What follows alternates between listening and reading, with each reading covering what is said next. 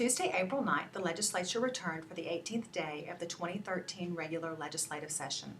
The House Ways and Means Education Committee passed the Education Trust Fund budget that included an additional $12.5 million for first-class pre-K, level funded the Alabama Math, Science, and Technology Initiative, and reduced funding to the Alabama Reading Initiative by $12 million.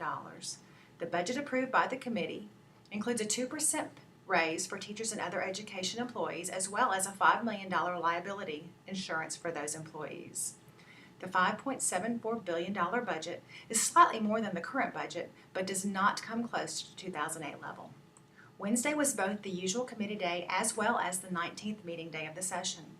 The House Financial Services Committee held a public hearing on 3 bills to reform predatory lending.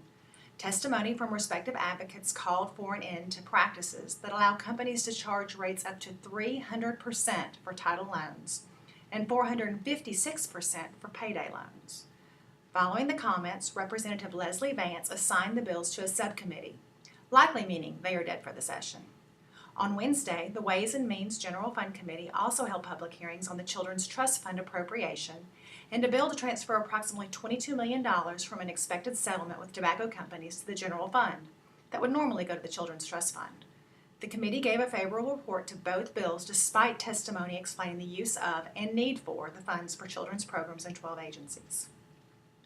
The House convened late in the day on Wednesday for its 19th meeting day, and after lengthy debate passed the separate bill for the 2% education employee pay raise and the Education Trust Fund budget approved earlier in committee. Thursday was the 20th meeting day of the 30-day session. Both budgets have passed one chamber and now will be considered by the other and reconciled before they become law.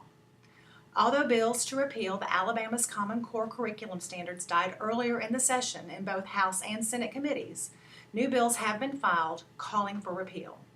There has been some discussion of a public hearing, although one was already held earlier on the House bill. We expect that one or both bills will be in committee next Wednesday.